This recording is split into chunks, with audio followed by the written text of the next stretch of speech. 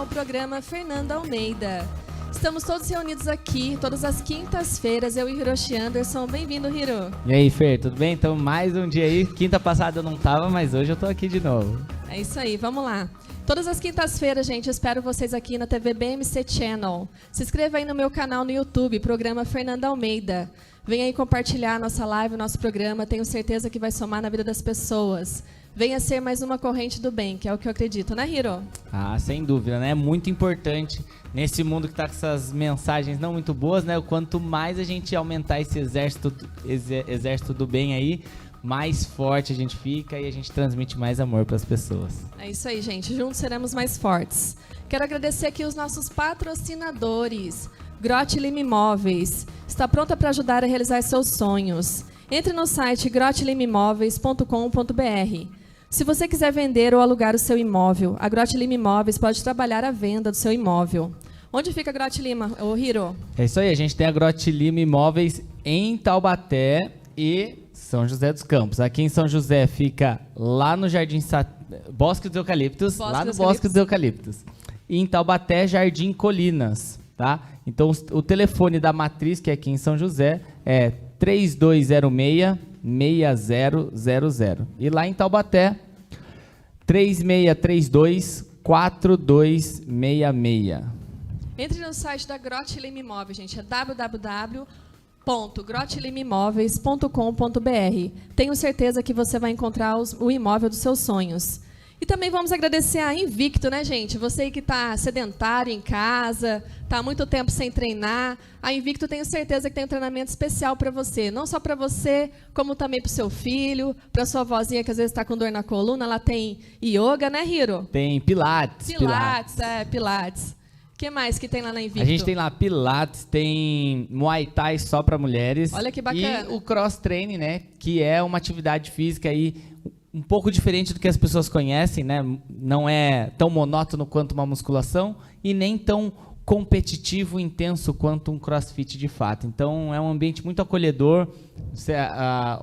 O depoimento que as pessoas mais falam o legal é que aqui tem gente como a gente, né? As pessoas não se sentem julgadas ou excluídas ali. Então, é um ambiente muito familiar. A gente tem uma unidade no Bosque dos Eucaliptos, lá na Avenida da Cidade Jardim, número 5000, e no Parque Industrial, perto ao Supermercado Coop, ali, Rua Mossoró, número 35. Como que as pessoas entram em contato, Hiro?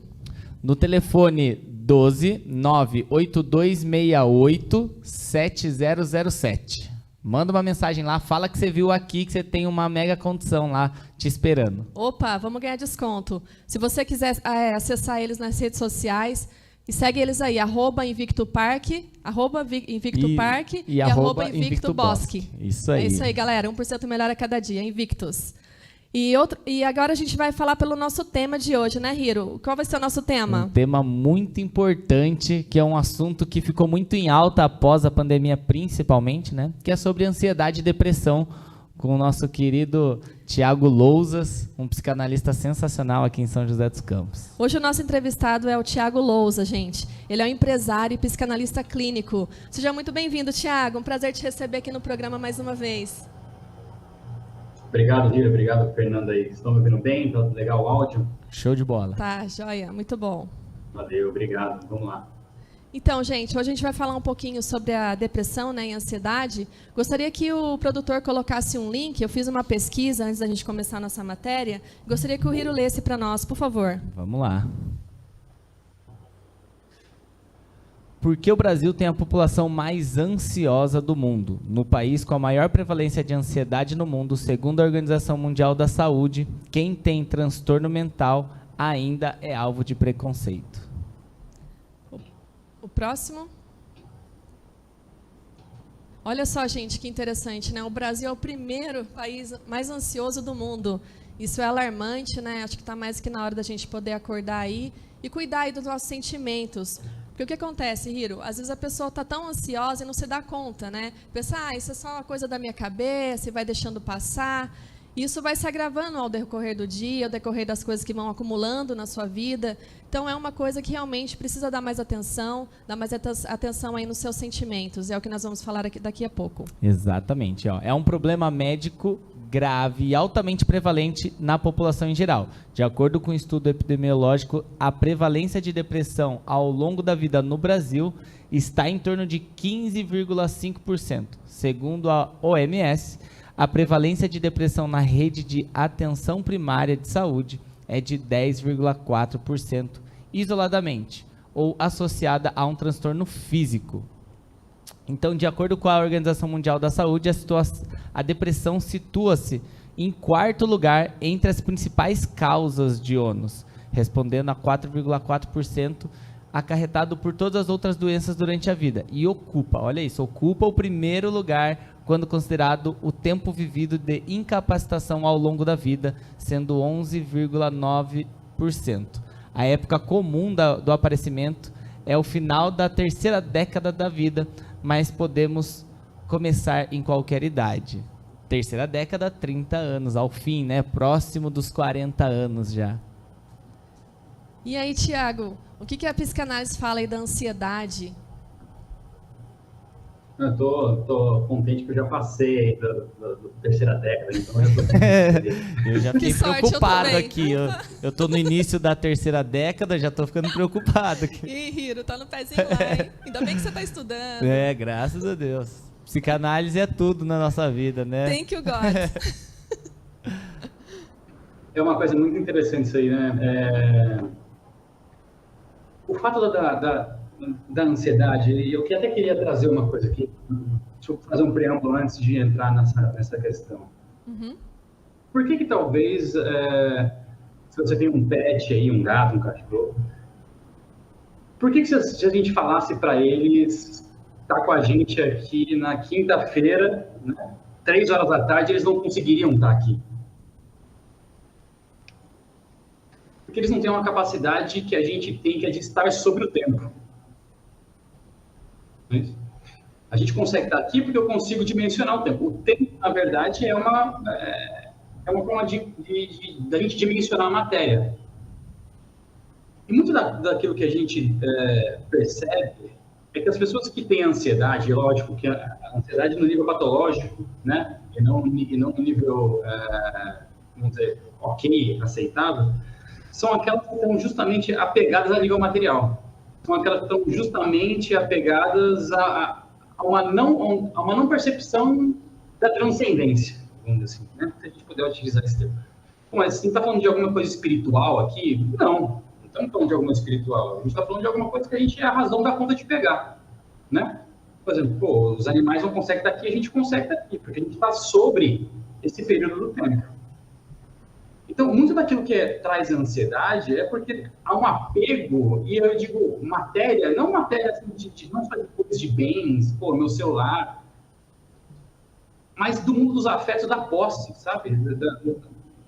Dos relacionamentos, dos ciúmes. Então, essa falta de percepção sobre aquilo que de fato é uma relação, sobre a falta de conhecimento, onde está atrelado aquilo que eu gosto, aquilo que eu amo, isso vai fazer com que, de alguma forma, você fique ansioso, porque, de novo, né, um relacionamento ele pode acabar porque a pessoa não pode gostar de mim, porque a pessoa pode morrer, né, ou porque eu posso morrer, ou porque as coisas que eu tenho materiais, elas um dia vão embora também, né? Então, se tem um certo apego a esse tipo material, essa coisa mais palpável e concreta das relações, e não tiver uma percepção além daquilo que é da nossa existência, é uma fórmula, cara, matemática quase que mais alta. E o Brasil é engraçado, né? Tinha um filósofo que morreu, Olavo de Carvalho, ele falava que o Brasil é um país de quarta camada. Ele caracterizava a quarta camada como o mundo dos afetos, sabe? Estou apegado aos afetos. Não sei olhar nada mais além daquilo que eu sinto. Só o que eu sinto. Né? Não tem um movimento de olhar para além do que é a vida de fato. Né? Tem uma passagem aqui que Freud fala um pouquinho sobre ansiedade. Você coloca para a gente, produtor? As emoções não expressas nunca morrem. Elas são enterradas vivas e saem de piores formas mais tarde. O que você fala sobre essa passagem, por favor? Eu costumo colocar para os pacientes assim, é uma passagem, só que de uma forma diferente. Né? Assim, não é só porque um carro dobrou a esquina que ele deixa de existir. Ele continua existindo. Sim. Ou seja, e o que é essa forma de repressão, né? De repressão de sentimento, de repressão de recalque que a gente usa na psicanálise? É muito aquilo que não é resolvido, né? Aquilo que às vezes eu deixo passar, aquilo que eu não percebo. Isso começa, obviamente, nas minhas relações primárias, na minha relação, primeiro, parental. Por isso que Freud fala muito sobre pai e mãe, porque é ali que eu comecei a desenvolver essas relações. Só que, lógico, depois disso a gente já saiu da fralda faz tempo, a gente já está na vida adulta, só que a gente carrega resquícios disso aí, né? Então, não é que eu procuro, por exemplo, numa relação minha mãe, o meu pai, mas é que eu procuro reproduzir aquelas primeiras vivências nas relações posteriores. E se essas vivências não estão bem estabelecidas, não estão bem resolvidas, são essas não resoluções que vai fazer com que eu fique ansioso, talvez, se a gente puder voltar nesse sintoma, entre em depressão, né? A depressão é muito um sinal do que qual é a minha importância na vida do outro, né? Então, se eu não sei da minha própria importância, e nem da importância na vida do outro, eu deprimo, eu passo a não querer existir. E, obviamente, que o final disso é o suicídio. É uma não existência. Sim. Eu não vou existir por então, já que eu não existo nem para mim nem para o outro. Tiago, as pessoas que são muito ansiosas, de repente eles buscam o seu consultório. Você já atendeu alguém que já estava no ápice assim, de uma ansiedade e que nas pessoas de casa falam, não vou tomar remédio, mas existem certos casos que são necessários o uso de medicações. Você já atendeu alguém nessa gravidade assim de ansiedade, de pico de ansiedade? Já, de pico de ansiedade e até de tentativa de suicídio. Eu me lembro de algumas vezes, de um caso bem específico, onde a paciente chegou, abriu a porta do consultório e falou assim, ó, eu tô aqui, você me ajuda porque para vir para cá eu quase quis abrir a porta do carro e me jogar. Meu marido me segurou. Então, entrando nessa questão do medicamento, depende muito, obviamente, o medicamento ele pode ser utilizado, só que eu já parto do princípio de que ele não pode ser uma bengala, ele tem que ser um suporte durante um período. Aqui a gente não está falando de casos mais graves, tudo bem? Uma depressão mais profunda e um certo tempo de longevidade de depressão, de quadro depressivo, uma parte mais psicótica, talvez uma bipolaridade, uma esquizofrenia, que aí sim entra a medicação como um auxílio para a pessoa voltar a uma normalidade. Mas quando tem esse quadro depressivo, ansioso, de forma um pouco mais aguda, assim, um pouco mal, que não é recorrente, cara, entra numa análise primeiro, entra numa terapia primeiro, para depois ir para o remédio, se precisar. Porque senão o remédio ele funciona como se fosse uma barreira para lidar com o desagradável, sabe? Sim. Ele atua psiquicamente assim, vamos dizer. Então, quanto mais eu vou tomando, mais ele vai aumentando a minha barreira. E o que é essa barreira? São os meus desagradáveis, as minhas vivências, para não deixar chegar no meu campo consciente. Ou seja, só que se eu não resolvo isso, eu vou ter que cada vez aumentando a medicação, que é aumentando a barreira, entende? E, obviamente, se eu tiro o medicamento, a gente vai ter mais ou menos uma espécie de brumadinho psíquico. Vai invadir tudo, vai destruir tudo, vai matar um monte de gente e vai acabar com as coisas. Perfeito. Então, é necessário ser um processo terapêutico para aliviar isso. Isso é algo que eu acredito, mas talvez você me corrija se eu estiver errado, né? Antes do remédio, fazer essa questão do autoconhecimento. E, querendo ou não, essas coisas são... A depressão ou a ansiedade é uma biorregulação química ali do seu organismo que você pode fazer muitas vezes com uma prática de atividade física, com um autoconhecimento para entender realmente o que está acontecendo, né? A parte do consciente, inconsciente, mas muitas vezes, se você colocar uma rotina saudável, você consegue equilibrar muito dessa parte bioquímica do seu organismo, você vai fazer uma atividade física. Um exemplo, porque eu sou professor de educação física, né? Então, você já vai liberar muitos neurotransmissores, sensação do prazer, bem-estar. Então, isso já eu falo que as pessoas têm uma farmácia dentro delas. Basta elas saberem produzir esses remédios, né? Que são naturais para o corpo. Então, dificilmente uma pessoa que tem uma boa alimentação, que tem uma rotina de vida mais saudável, que pratica uma atividade física, que faz uma análise para ter um desenvolvimento mental bom, dificilmente ela vai sofrer dessas coisas. Ela não está isenta, mas caso ela tenha algum desequilíbrio, ela consegue analisar aquilo de uma maneira mais sensata, né, sem sofrer. É lógico, assim, é o que você falou, a gente tem uma farmácia natural dentro de nós mesmos. Uhum. E muitas das vezes, você estava comentando aí, o exercício passa a ser um sentido para a pessoa que estava meio depressiva. Poxa, estou sem meio sentido aqui, então vou começar a fazer um exercício. Isso trouxe um sentido para mim. E obviamente que a parte estética ela vai impactar na autoestima, a parte hormonal que você colocou vai influenciar também na nossa parte orgânica e psíquica, porque vai regular neurotransmissores. Lógico, eu sou um grande aliado do esporte, porque eu faço esporte. Sim. E eu sempre coloco para os meus pacientes assim, cara, acho que depende do desafio, né? Você precisa socializar, então vai para um esporte em grupo, sabe? Uhum. Você precisa, ter um pouco mais de disciplina. Vai fazer um esporte individual, uma academia, uma natação, alguma coisa assim. O esporte é um grande eu sou bem suspeito para falar isso. O esporte é um grande auxiliar para tirar a gente desses lugares mais obscuros, sabe? Sim, sem dúvida. É muito bom. Produtor, eu queria que você colocasse uma imagem que eu acabei de mandar. Porque a ansiedade também, Tiago, muitas vezes as pessoas ficam ansiosas por pensar muito no futuro ou que já aconteceu no passado e fica com aquela angústia, né? Então, dá uma lida para mim, Hiro.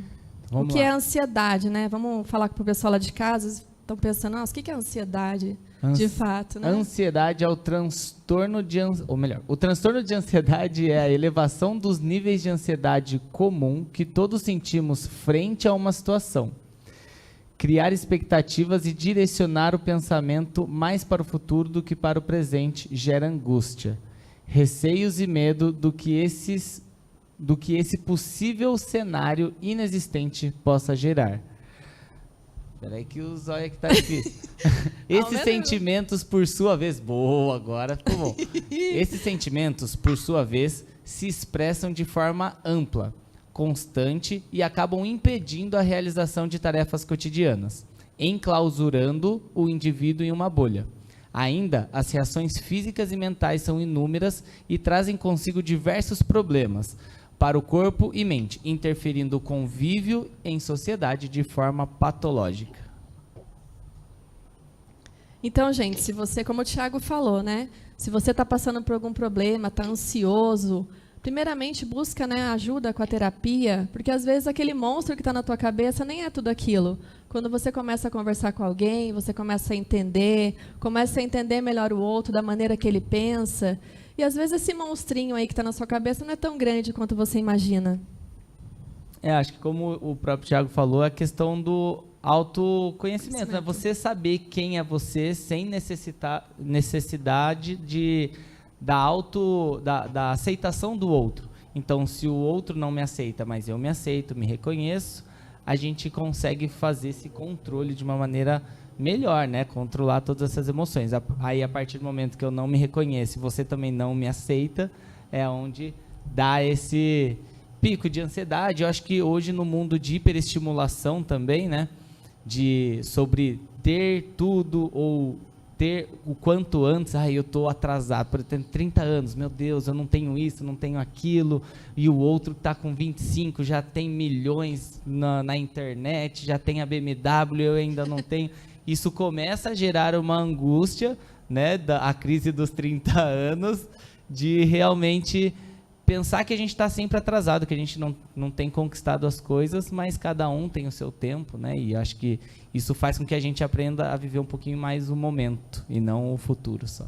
Tiago, na sua experiência clínica, de onde vem mais a ansiedade das pessoas? É de fato sobre ela mesma ou é sobre comparações e consultório? Você consegue diagnosticar de onde vem esse excesso de ansiedade? Você começou falando uma coisa bem interessante, Fernanda, antes de falar sobre a descrição da ansiedade, né? Assim, poxa, às vezes as pessoas estão apegadas a processos futuros ou processos passados, né? Se a gente pudesse caracterizar, talvez a ansiedade está muito ligada à prepotência. Porque quando você fala sobre futuro e passado, assim, pô, eu sou tão prepotente, sou tão orgulhoso sobre mim mesmo, então, idealizo tanto sobre mim, que eu acho que eu deveria ter feito diferente aquilo que eu fiz. Aí eu vou ficar remoendo, puta, olha como eu sou ruim, olha como eu sou mal, olha o que eu devia ter feito aquilo, olha o que fizeram comigo. Aí você fica mastigando o bombril. Aí você é prepotente lá na frente, idealiza, porra, mas e aí, cara, aí o que ele colocou, tenho a minha BMW com 30 anos, tenho um apartamento e agora eu tô com 28 e eu não sei onde eu tô, sabe? Quem sou eu, né, Tiago? Mas peraí, pô, quem sou eu, pô? Porra, baixa um pouco menos a bola, sabe? Fica na tua, observa o teu processo. E aí pode ser da comparação que você colocou, né? Mas muito vem do processo de idealização. Porque a gente está acostumado eu sempre estou acostumado a chegar e é matar. Às vezes, não tem que não fale em algum momento dentro da clínica assim, porra, eu estou com baixa estima. Porra, eu vou falar assim, você não está com baixa, porque não tem baixa estima. Não existe baixa estima. Olha só. Por que não existe baixa estima? Na verdade, existe uma supervalorização sobre você. Você acha que deveria ser tanto que, cara, às vezes o pouco que você faz, ou a nota 7 que você tira, você já acha que é um lixo. Não, mas eu devia ter que ser a nota 10. Pô, não devia nada, pô. Se você é a nota 7, tá bom, pô. Ah, isso quer dizer que eu devo me contentar com aquilo que é nota 7? Lógico que não. Mas será que você não tem que olhar para o teu processo? Que amanhã você pode ser 7,1, 7,2? Então, a baixa estima vem muito por esse processo de orgulho, de vaidade, de prepotência, de presunção, que devia ser alguma coisa. E a ansiedade também vem disso, pô. Parte disso, né? Ah, eu devia ter feito algo lá atrás. Ou eu tenho que fazer para... Só que você esquece do presente aqui, você esquece do que você está construindo agora. Travou? Não, é isso aí. Tô aqui. É que eu vi ele falando. Desculpa, eu esqueci de dar uma final assim. Perfeito. Tiago, e a depressão? O que a análise fala sobre a depressão? A psicanálise. Tem um livro que chama... Nossa, agora me esqueci. Da Maria Rita Kell. Ela fala muito sobre isso que eu comentei no início. Ela fala... Como a gente é um ser que gosta, que a gente precisa ser desejado por alguém, e esse alguém é, primeiramente, nosso objeto materno, e ao mesmo tempo eu desejo, então eu desejo as coisas e quero ser desejado. A depressão é justamente, a gente pode colocar isso, ela coloca isso no livro, né, numa parte do livro. É eu não saber que eu sou desejado por alguém, ou não sentir que eu sou desejado por alguém. E aí eu perco o sentido da minha existência. Eu deprimo. Porque eu não sei por onde eu não sei por quem eu sou, eu não sei por onde eu vou, eu não sei por que eu existo, eu não sei qual a minha importância para alguém. Porque, obviamente que isso é uma percepção da própria criança, do bebê ali, né? A mãe pode ter feito tudo, mas com uma percepção sempre subjetiva, ela pode achar que ela não é importante. Então, essa falta de importância sobre si faz com que eu me leve justamente... Né, é muito simbólico isso, né? O suicídio é a falta de sentido total sobre si. E começa na depressão, né? Quer dizer, e eu deprimo porque, de alguma forma, é interessante isso, o processo de depressão é um embotamento para procurar alguma resposta sobre mim. Né? Não é para ela falar, puta, acho que eu não sirvo para... Cara, o que eu sou mesmo, sabe? Para que eu sirvo? Qual é o motivo da minha existência? O que será que minha mãe pensa de mim, meu pai pensa de mim, meu marido, minha esposa, meus filhos? É duro isso que eu vou falar, mas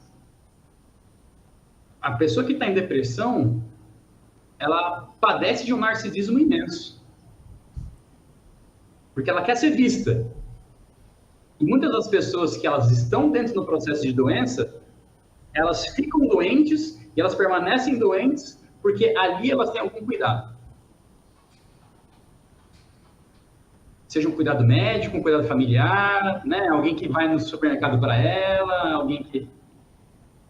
Percebe que a gente volta no início, estou sendo importante para alguém?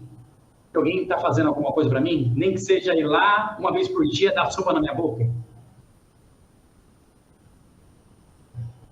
Exatamente. Eu tinha um professor que a gente pegou ele quando era estagiário e tal, e conforme ele foi fazendo atividade física ali, dando aula, emagreceu e tal, a gente fazia muito esse trabalho de empoderamento mental, né? E aí ele tinha um acompanhamento, que ele já tinha passado por uma depressão, ainda estava num período, mas quando ele de fato se livrou disso, né? Ele entendeu e saiu, diminuiu os remédios e tal, estava, entre aspas, curado, ele deu fez um bate-papo, né, com a turma ali no box, e aí porque a gente sempre, todo sábado, fazia uma mini palestra ali sobre desenvolvimento pessoal, e aí foi um dia dele contar sobre o que é depressão, e ele falou num determinado momento que, por mais que ele quisesse sair da depressão, tinha seu lado bom estar depressivo, exatamente pelo cuidado, pela atenção que ele tinha, porque se ele fosse forte o suficiente, talvez ele não tivesse os cuidados e a atenção dos familiares e tal.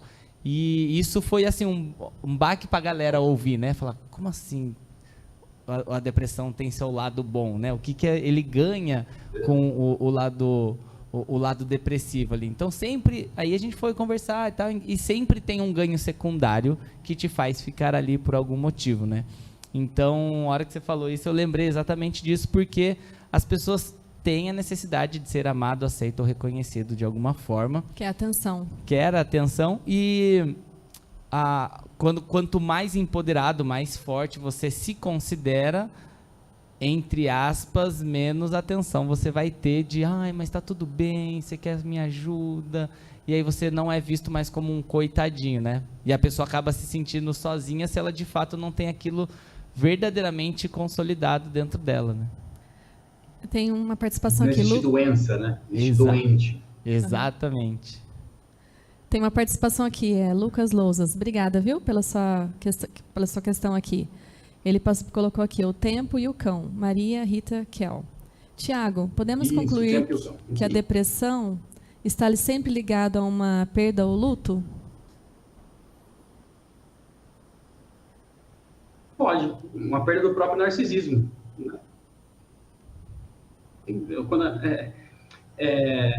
Talvez uma outra coisa meio que dura que a gente coloca aqui, mas muito do luto é pela falta daquilo que eu deixei de fazer com aquela pessoa, ou da expectativa que eu tinha em fazer algo e não vou ter mais. Porque quando você está enlutado, e isso não quer dizer que não tem sofrimento, né? O luto tem sofrimento, mesmo para aqueles que falam assim, putz, experienciei tudo com aquela pessoa, né? Mas o luto ele traz para a gente essa quebra do narcisismo mesmo, sabe? Tipo, é interessante a gente pensar uma coisa, né, sobre essa questão de luto, porque me veio aqui agora, né? Até parei porque foi uma coisa aqui interessante. É diferente o luto quando a gente perde alguém, que alguém morreu, e quando eu separo de alguém num relacionamento. Porque quando alguém morre, eu sei o motivo pelo qual aquela pessoa me deixou. Né? Pô, morreu de câncer, morreu de um acidente, morreu de velhice, morreu de uma tragédia, enfim. Tem um motivo. Agora, quando eu separei de alguém, quando alguém separa de mim, é justamente isso, assim. aquela pessoa leva alguma parte minha que eu não sei o que é. E aí, nessa busca de tentar achar aquilo que é meu, eu posso entrar nesse processo de embotamento que a gente volta, né? O que será que eu sou importante para aquela pessoa que ela não me dá a resposta, né? Quer dizer, mas eu que tenho que saber daquilo que eu sou importante. Para mim e para o outro, né? É um processo interessante esse negócio de... Eu coloco essa pergunta, às vezes, quando os pacientes vêm, né? Às vezes eu coloco essa pergunta. O que essa pessoa deixou de ter de bacana quando ela não está se relacionando mais com você? Porque aí é um processo da gente começar a ver, puta, não é porque, né, a prepotente deixou de se relacionar por isso, aquilo, mas parte minha também estava ali, que eu achava que ela levou, mas está comigo.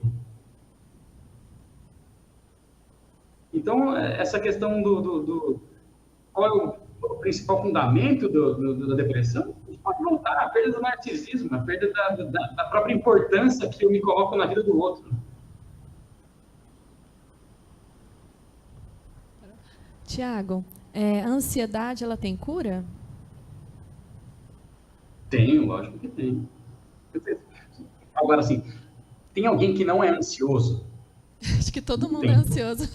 A diferença são os níveis de ansiedade, né? Sim. Se tem uma coisa que a gente tem que fazer, é hierarquizar os nossos sentimentos. As coisas têm hierarquia. Pô, eu estou sofrendo porque alguém da minha família morreu. Ou agora eu estou sofrendo porque, sei lá, quebrou o meu abajur aqui, sabe? Ele tem que ser proporcional, cara. Eu não posso morrer porque o meu abajur quebrou. Mas é totalmente compreensível ficar dias, e às vezes alguns meses deprimido e chorar porque alguém da minha família foi embora. Então, essa questão de hierarquizar também a ansiedade é importante, né? Estou ansioso. Mas qual é o teu nível de ansiedade, cara? Primeiro saber de fato, estou roendo a unha, tipo, porra.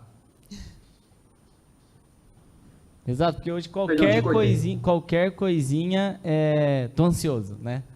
Ai, tô meio perdidinho ali, tô ansioso.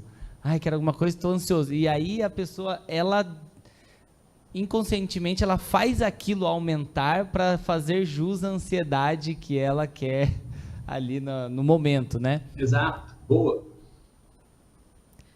Ela entra ela supervaloriza o afeto, né? Exato. Na ansiedade, tem vários tipos de ansiedade, né? Eles estão falando: transtorno de ansiedade generalizada, TAG, estresse pós-traumático, síndrome do pânico, transtorno obsessivo compulsivo, TOC, e fobias. Tiago, a ansiedade em si, somada com os outros sintomas, traz uma certa patologia. Se alguém lá de casa começa a sentir essa ansiedade, como que ela consegue diagnosticar? Tem alguma coisa que você fala para a pessoa? Fala, olha, reflita certinho, veja isso, por exemplo. Como que a pessoa pode ver lá em casa, se autodiagnosticar que está ansioso? Porque às vezes as pessoas não veem, né, Tiago? No decorrer do dia a dia, vai fazendo as coisas, não percebe nem o que está fazendo, que nem eu estava comentando com você no início. As pessoas vivem no mundo automático. E daqui a pouco, quando vai ver, já está roendo a unha. Quando vê, já roeu. Qual que é a dica que você dá de ouro aí para nós?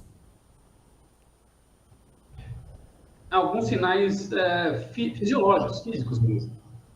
Cara, às vezes você está com uma pressão um pouco mais alta, você tem, às vezes, um pouco de taquicardia durante o dia, às vezes você tem uma dificuldade de começar em ambientes mais movimentados, uma certa dificuldade de querer sair, uma baixa da própria libido, já é um indício, né? Uma perda de vontade de se relacionar, um afastamento, um distanciamento das amizades. E, lógico, assim, eu estou colocando isso em níveis mais extremos, porque, assim, esse final de semana, não estou a fim de ver meus amigos, estou com ansiedade? Não, cara. Você só está cansado de ver gente. Só está meio saco cheio. Quer se isolar um pouco. Esses são os sinais, óbvio. A gente está falando em pontos mais graves, assim, mais densos. A questão do hierarquizar também os sentimentos, né? É de fato saber o que está sentindo, né? Porque o adulto, ele basicamente fala, tô bem, tô mal. Não sabe nomear quais são os sentimentos. Às vezes, ou é tô bem ou tô ansioso. Ele não sabe o que de fato ele está sentindo como emoção, não sabe nomear, ele só sabe que ele não está bem. E aí ele rotulou com um nome, que é ansiedade, vamos pegar um nome que está em alta, e aí tudo é ansiedade, né? Então, além de saber hierarquizar quais são os níveis, mas o que de fato você está sentindo? Você está estressado, você está angustiado, você está ansioso de fato? O que você tem, né? Acho que o problema das pessoas conseguir nomear também é muito grande. Quanto mais específico você for, obviamente, mais você vai conseguir atacar o problema, né? Quanto mais especialista eu for num lugar, mais eu vou conseguir atacar e resolver aquela situação. E é o que você falou de hierarquizar, né? Você começou a falar MP. A criança não tem essa hierarquia, né? Você olha, tá num shopping, parece que a criança está sendo estrangulada, só tiraram o pirulito dela porque ela não pode chupar o pirulito naquele horário, entendeu? Tá na hora de comer o salgado, não o doce. É verdade. Tiago, após pandemia, né, cresceu muito o caso de depressão. No seu consultório, você atende pessoas de qualquer faixa etária ou só adultos mesmo? Você tem notado o crescimento de pessoas mais jovens com depressão? Desculpa, Fernando, eu atendo só adultos, acima de 15 anos, na verdade, né? Acima de 15 eu atendo. 15 para baixo eu encaminho para outros colegas. E sim, entre os jovens, sim. Eu tenho colegas psicanalistas, inclusive a minha mãe também é psicanalista, ela atende mais jovens. E o índice de suicídio entre os jovens tem aumentado muito, sabe? Não só pós-pandemia, mas durante a pandemia também. Eu acho que, infelizmente, isso é uma crescente. E óbvio que já entra em outros fatores, talvez mais ideológicos, políticos, contextuais, sociais. Mas, sim, infelizmente, o índice de suicídio e depressão entre jovens tem ficado bem maior do que o normal nos últimos anos. Tiago, você tem algum caso assim específico que você gostaria de compartilhar com a gente? Sobre a depressão? Eu acho que esse caso que eu citei, da pessoa que chegou a quase cometer um suicídio e chegou para mim, esse é um caso legal. Inclusive, hoje, essa pessoa está no esporte, está muito bem, tem lutado, tem feito campeonatos que eu tenho visto. Então, tomou um outro caminho. Tiago, um caminho de vida mesmo. E foi uma depressão muito profunda, e que tem saída. Então. Tiago, só uma pergunta, uma curiosidade minha. Por que ele pensou em te procurar primeiro? Alguém falou para ele, chegou a comentar com você ou não? Em vez de fazer direto, não, eu vou buscar ajuda. Um amigo indicou, ou ele te viu? Como que foi isso? Foi indicação.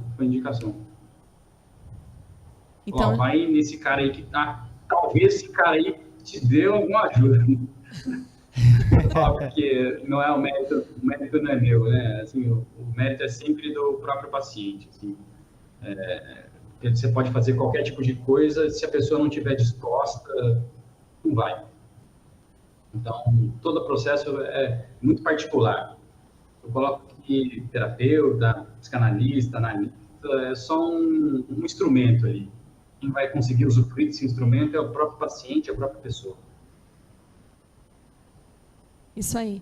E se a pessoa aí em casa está querendo estar te assistindo agora, quiser te conhecer melhor, onde você atende, Tiago? Você está atendendo em clínicas ou você está atendendo só online?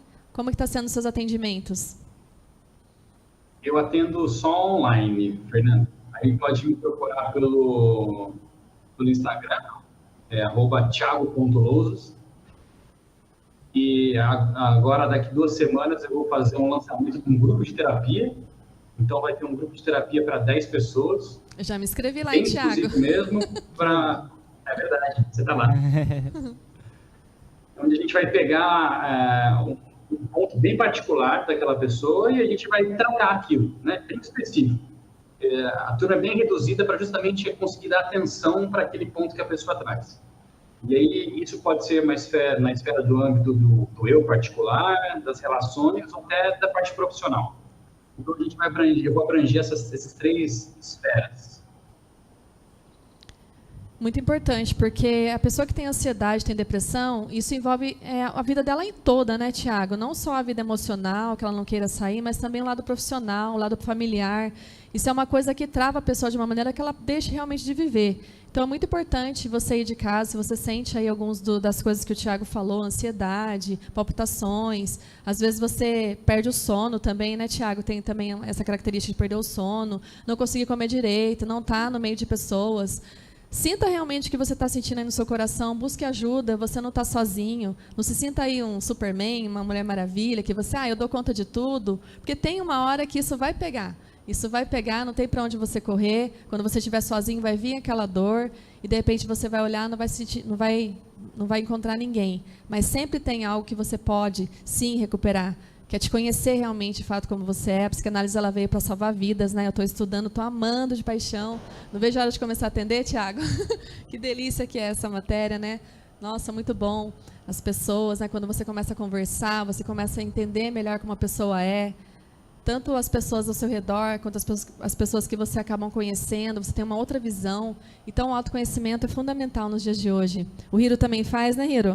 Faço a psicanálise, né? Não estudo igual vocês estudaram e estudam. E é algo que realmente não é para você ir arrumar seu telhado no meio da tempestade, né? Mas, de fato, enquanto os dias estão ensolarados, você ir lá e fazer a manutençãozinha, deixar tudo bem legal. É muito bom para se autoconhecer. Acho que é expor tudo que está dentro da sua mente. Porque, às vezes, quando você vai conversar com alguém, ou essa pessoa, de fato, não tem nenhuma experiência com isso, ou ela tem alguma relação afetiva e aí ela leva tudo que você está expondo para outro lado, né? E ter alguém neutro ali para você somente expressar o que tem na sua mente. E quando você vai falando, vai vindo várias sacadas, várias reflexões, e isso vai te gerando os próprios questionamentos sobre as suas próprias questões, né? Certo. Questionar a si mesmo. Vem lembranças também, conforme você vai falando, exato. né, Tiago? A gente fica guardando muito, né? O inconsciente faz parte de 95%. Exato. Então, você acaba se descobrindo na conversa mesmo, né? É a cura através da fala e quero te dar os parabéns, Tiago, por você estar sempre postando as coisas positivas lá, postando seus estudos de psicanálise. Tenho certeza que você soma muito na vida das pessoas, assim como você soma muito na minha. Quero te dar os parabéns, viu? E quero também te fazer uma pergunta aqui, que eu vi uma coisa que você postou lá, mulher macho, sim senhor. Fala um pouquinho sobre essa postagem, Tiago. Eu achei incrível, eu amei essa postagem. Bacana. Fernando, esse é um tema polêmico, que foi um dos posts que recebeu bastante comentário. Eu amei, viu, Tiago? Pois é. A gente acaba adquirindo algumas características, obviamente, dos nossos parentais, né? A ausência, eu até citei nesse post, Lacan falava uma frase que para mim, cara, define bastante coisa, sabe? Ele fala, torna-te quem tu matas.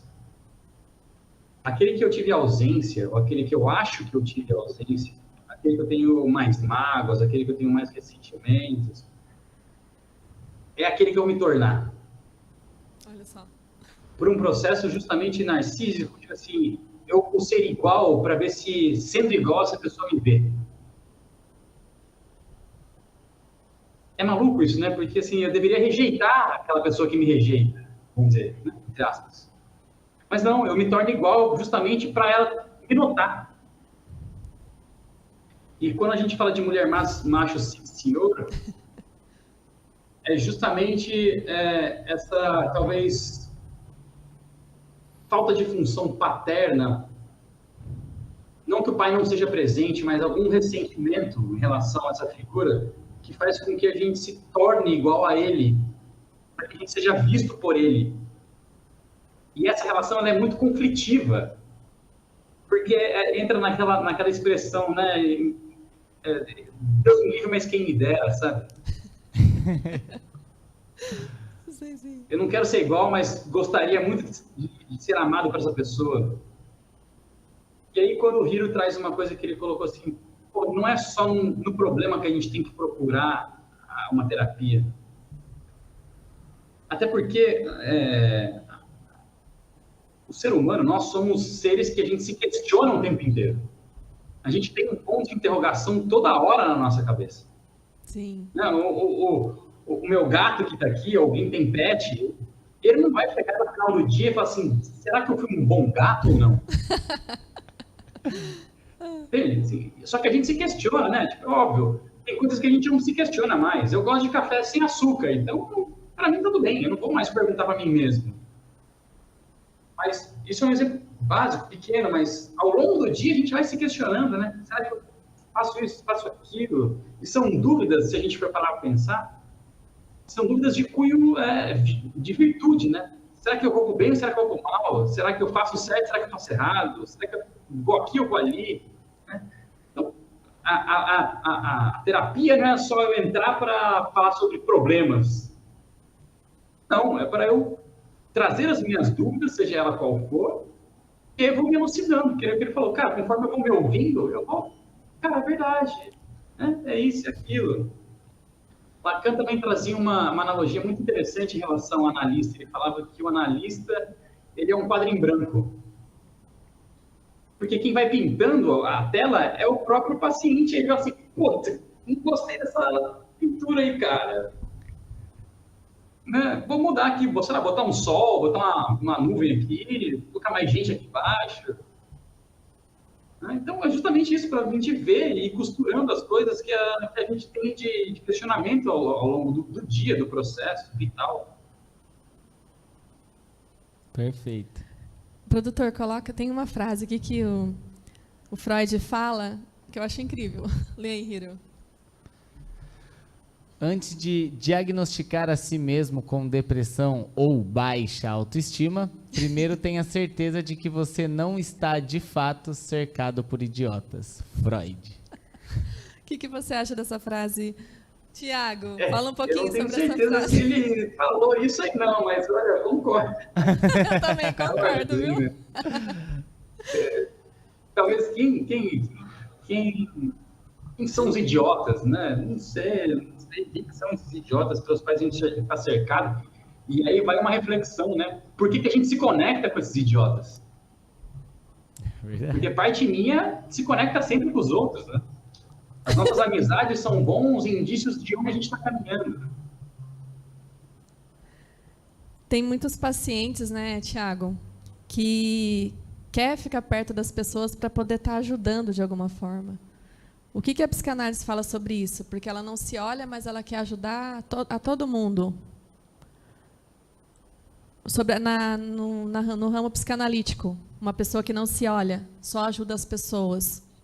O que significa isso para ela? Fernanda, tem vários aspectos, tem várias, obviamente vai ser muito particular, mas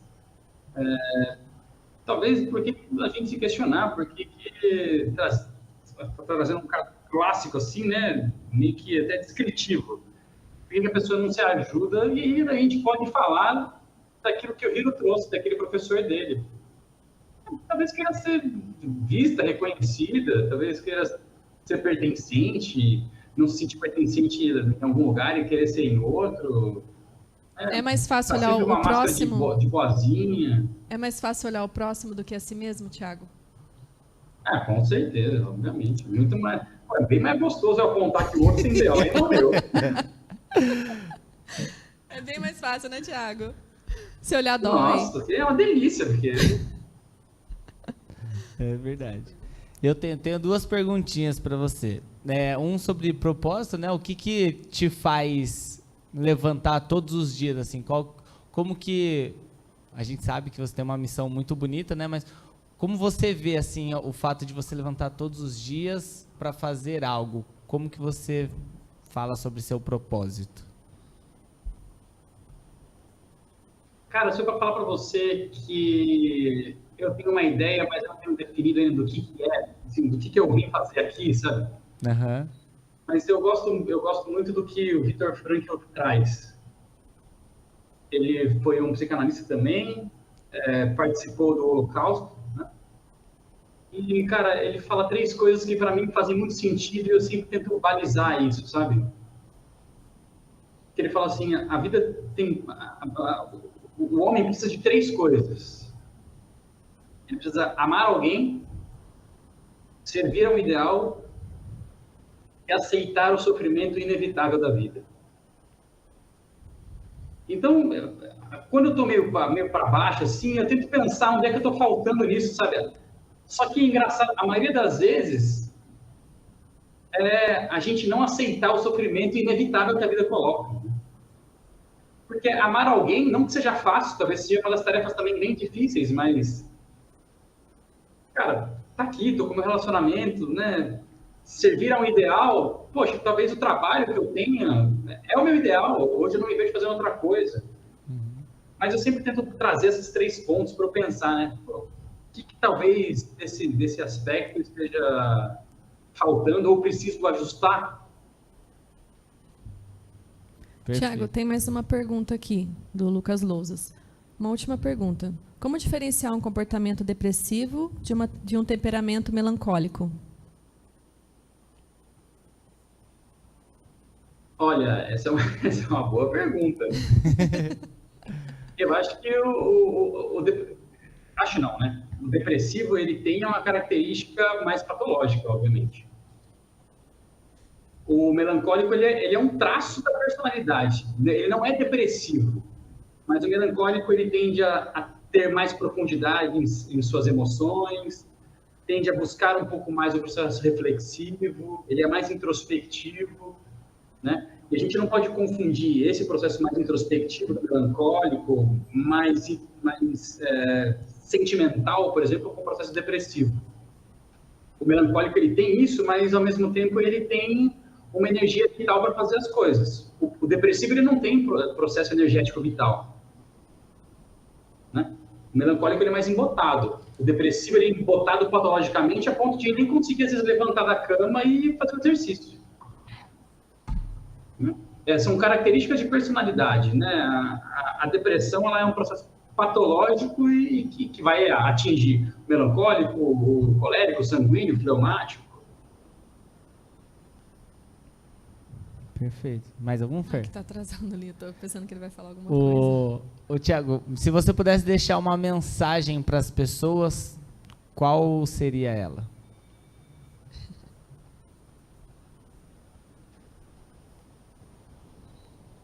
Eu acho que vocês abriram falando sobre o mundo que está meio caótico, né? Eu tenho percebido muito esse distanciamento da própria estrutura familiar, sabe? Aquelas pessoas que te deram a vida, cara, por mais que você não goste delas, é a elas que você deve. Quanto mais você se distancia, e aqui eu não digo você precisa ser amigo, você ter intimidade com teu pai, com a tua mãe, se é um cara, uma pessoa que você não teve distância, porque a intimidade você desenvolve no convívio. Mas se você conseguir exercitar a gratidão dessas 2 pessoas que sem elas você não estaria aqui, cara. A sua vida não vai para frente. E tem um outro ponto. É você inverter a pergunta. Né? Você inverter a pergunta. Não é o que a vida pode me dar. É o que eu posso dar para a vida. É diferente, é uma postura de receber a você dar, entende? Você tem que dar sempre. Ou você dá, bicho. Não tem essa. Vou ficar recebendo aqui. Então você é um bebê, cara. Que você dá uma madeira plugada na tua boca aí, porque é bebê que faz isso. Perfeito. Muito bom, Tiago. Quero te agradecer, né, passar um pouquinho do horário. Tiago, muito obrigada pela sua disposição de estar aqui com a gente mais uma vez. Quero te agradecer a sua presença e agradecer aí por você fazer parte aí da psicanálise, por estar desenvolvendo esse trabalho lindamente, postando coisas positivas para as pessoas acordarem mesmo, né, se entenderem e terem um conhecimento, não só para elas, como para familiar, né, para a pessoa poder entender também melhor o outro, né, que eu acho que é muito importante. E obrigado, Thiago. Deus abençoe, viu? Espero que vocês venham mais vezes aqui, tá fazendo esse bate-papo com a gente. Obrigado, Fernanda. Eu sei que eu dei uma bola fora aí uns tempo atrás, que eu que desmarquei, né? Tiago, você viu que da hora. Você viu que perfeito? Eu até ia falar com você. Você veio no mês do amarelo, né? Que a gente está comemorando. No setembro amarelo. É verdade. Fala sobre isso. Até eu falei para você, não, tudo é perfeito, Thiago. Tudo vai dar certo. E você veio justamente no mês né, que a gente está falando sobre depressão. Então, foi tudo muito perfeito. Muito obrigada, viu?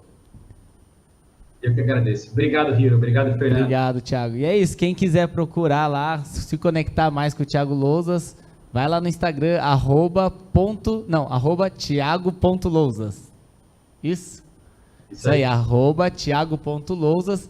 Vai lançar aí o grupo de psicanálise, né? Então já aproveita essa oportunidade lá. Se inscrevam lá, gente. E vai se alimentar de fontes boas, assim como o Thiago, com a Fernanda, com a gente. Obrigada, Vocês estão super Hiro. convidados. Eu que Obrigada, agradeço. gente. Um beijão no seu coração. Te vejo na próxima quinta-feira. Um beijão, até lá. Tchau, tchau. Tchau, tchau. Obrigada, Thiago. Tchau, obrigado.